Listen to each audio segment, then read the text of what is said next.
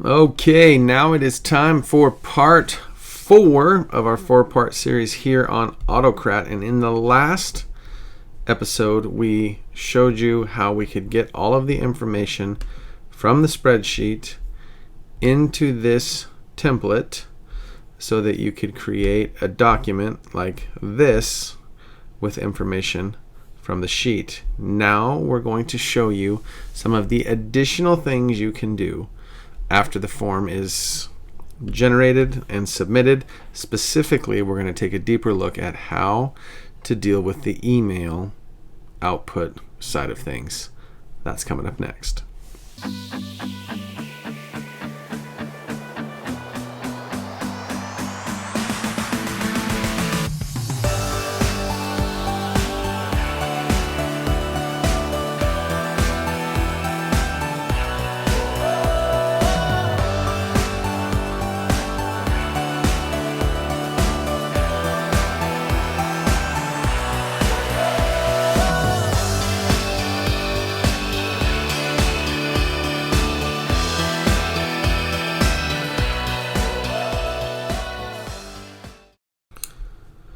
Okay, so most teachers may find that if they do this sort of a process, that it is necessary to send some sort of an email or a link or something to someone at the front office, for example, your principal perhaps, to let them know that something happened.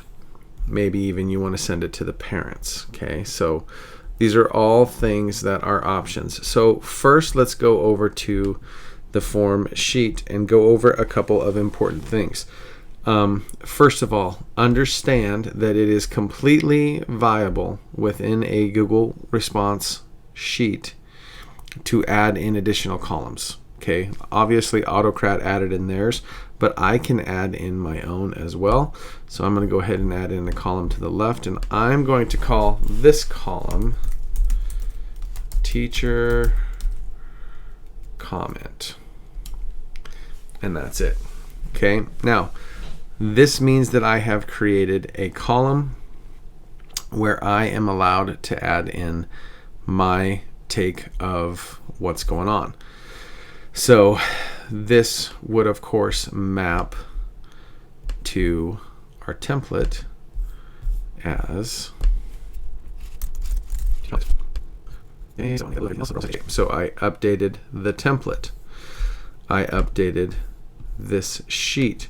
So maybe I have a simple one that says, I agree with students of this.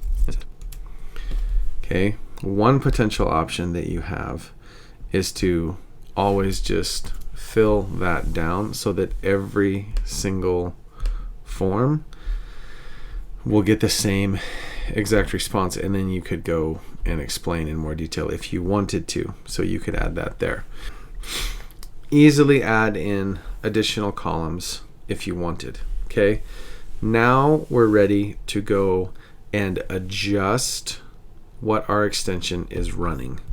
Okay, because I've added more columns now that are not part of it. So we need to go down to Autocrat and launch it. And now instead of running it, we are going to edit it. So we hit the little pencil.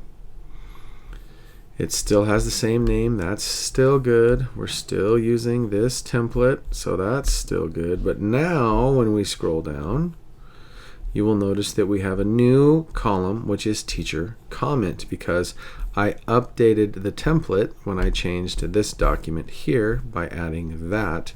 And since it's looking at the document, which I can constantly change, it will automatically map that in as long as I come back and edit the merge sequence so that it has the chance to do so.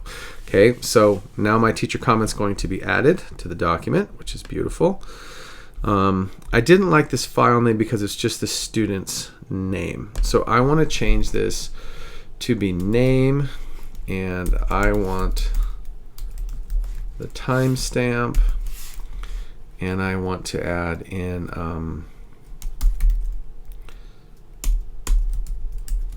classroom referral.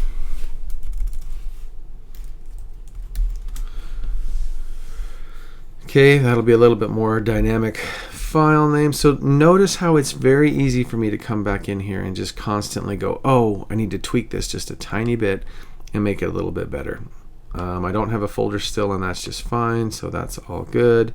I'm still down with this timestamp not null, because that means I'm only going to do it for something that is, a form submit.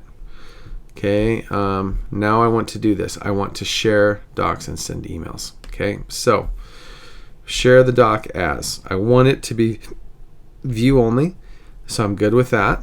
But I think what I want to do is do anyone on the internet with this link can view.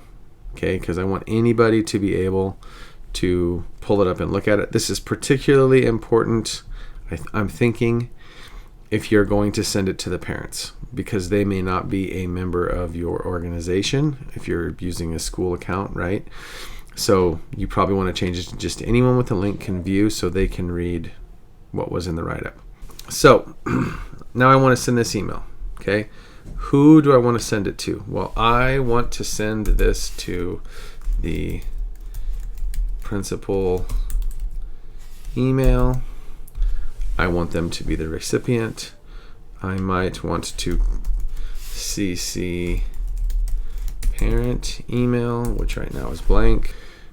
I can pick right here who they would reply to if I don't have a specific account that I want it to come back to, right? So I want this to come back probably again to your teacher account.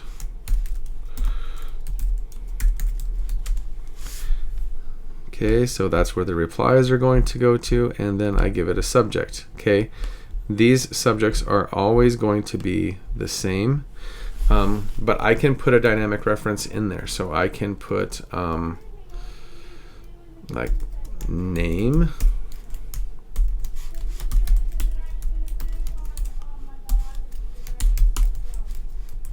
classroom disruption, or whatever you want to say, and then go ahead and use that timestamp again for when it goes in there. Okay, so that will be the subject. And then now I typed up an email in advance so that we didn't have to sit here and watch me type it.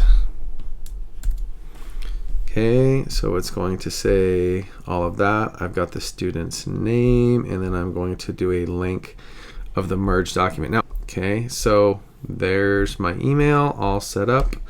Next, still no and no, because I am purposefully choosing not to trigger this because I need to be able to go in and copy down the principal's email so that that column is full. I need to add in the parent's email, and I'm going to need to add in any notes that I want to add as the teacher, so I don't want it to run when the student clicks submit. Okay, so these are good the way they are. Let's save it. Okay, so now we're good to go. So if we go to our form and we view it and we make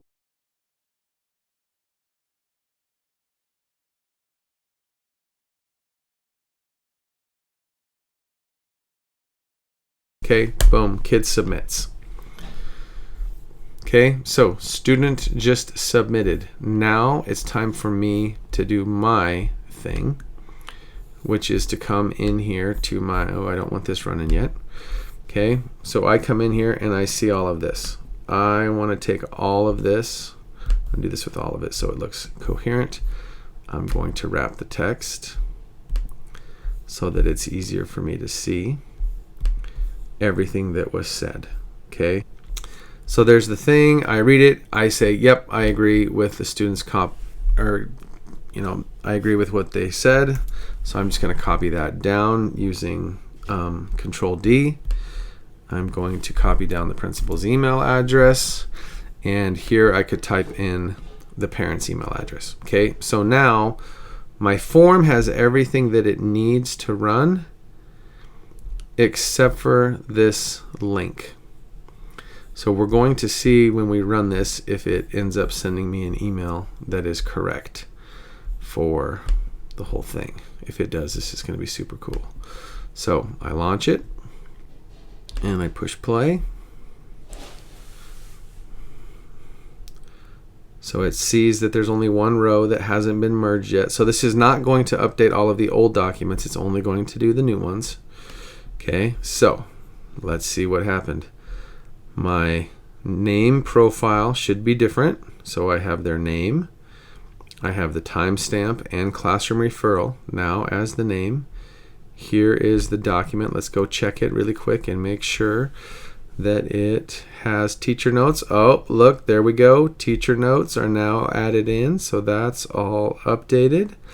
And the only thing that remains to be seen is, did we get an email to the principal? Okay, you might notice that the form has a few more things in here. I'm going to show you what happened and how I ended up fixing it. Okay, so the beautiful thing about your merge is that it tells you everything that happened. So notice right here, it was erring out on sending the emails. And at first it was erring out because parent email was not a valid email address, which is because it should be parents, not parent. So I tried to change that. And so then I finally did it, and basically what it did was I had to send to 3 specific people, 1 in the to category, 1 in the carbon copy, and 1 in the blind carbon copy. So let's go back in really quick to the extension and I'll show you how I changed that. This was the simple fix. Okay, send it to, maybe this is where it should be sent to the principal, and then the parent, and then blind carbon copied to yourself so that you have access to it. But anyway, there you go. So that's how I fixed it. I just put 1 email in each. And now we have this beautiful email right here with all of the information that I put in there. You can see that all of the information from the form came into my subject line just like I wanted it to. And I now have a link right here, right to the document, so that whoever receives it can go and view what they did. So there you go. Easy peasy, lemon squeezy, but you have to make sure that you have all of the tiny little minute details correct. And I always do what I'm doing here with you guys now, and that is just put in some, bogus data and run the form, run the form, run the form, run the merge, run the merge, run the merge, and make sure that everything is going the way that I want it to. And then once I know it's working, I'll go ahead and make it live to whoever else needs to have access to it or whatever. So anyway, there you go. I hope this final episode here in this 4-part series helped you understand how powerful this tool is. I think this was a good demonstration of the classroom discipline referral form potential, but honestly, this same basic idea has so many applications that your head just kind of starts swimming when you start to really wrap around all the things that you could do using this resource. So I hope you found it useful. Thanks for watching, and remember, technology is just a tool, and we're here to help you use it. We'll see you in the next one.